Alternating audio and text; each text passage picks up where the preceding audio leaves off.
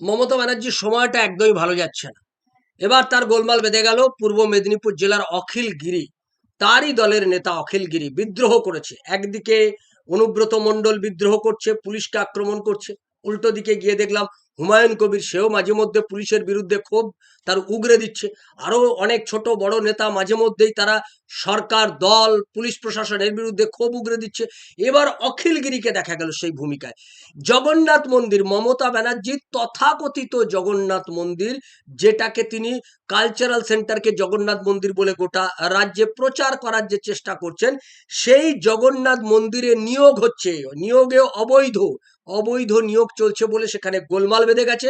প্রচুর লোকজন গিয়ে বলছে এখানে কেন অবৈধ নিয়োগ হবে, নিয়োগ করতে হবে স্বচ্ছ প্রশাসন। অর্থাৎ মমতা ব্যানার্জির জামানায় কোথাও যে স্বচ্ছভাবে নিয়োগ হয় না, সেটা এই কালচারাল সেন্টারের ক্ষেত্রেও দেখা গেল, যেখানে সরকারি কালচারাল সেন্টার, সাংস্কৃতিক সেন্টারে কিছু লোকের চাকরি হবে, সেখানেও চাকরি হচ্ছে কাটমানির বিনিময়, সেখানেও চাকরি হচ্ছে টাকার বিনিময়, সেখানেও চাকরি বিক্রি করা হচ্ছে।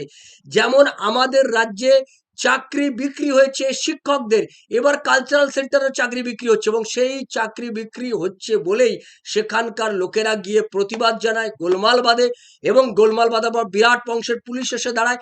অখিল গিরি সেখানকার বিধায়ক, তিনি ওখানে গিয়ে হাজির হন। তিনি বললেন যে মানুষ প্রতিবাদ করেছে, সঠিকভাবেই করেছে, কারণ ওখানে অবৈধভাবে নিয়োগ করা হচ্ছে।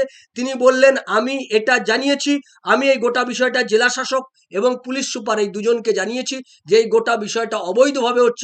অর্থাৎ জেলা শাসক, পুলিশ সুপারের মাধ্যমে তিনি মমতা ব্যানার্জিকে এই বার্তা দিয়ে দিলেন যে অবৈধভাবে নিয়োগ, অখিল গিরিকে বাদ দিয়ে মমতা ব্যানার্জির কিছু পেটুয়া লোক তারা যদি এই ধরনের অপকর্ম করে, তাহলে অখিল গিরি ছেড়ে কথা বলবে না। মমতা ব্যানার্জিকে এই বার্তা অখিল গিরি দিয়ে দিল।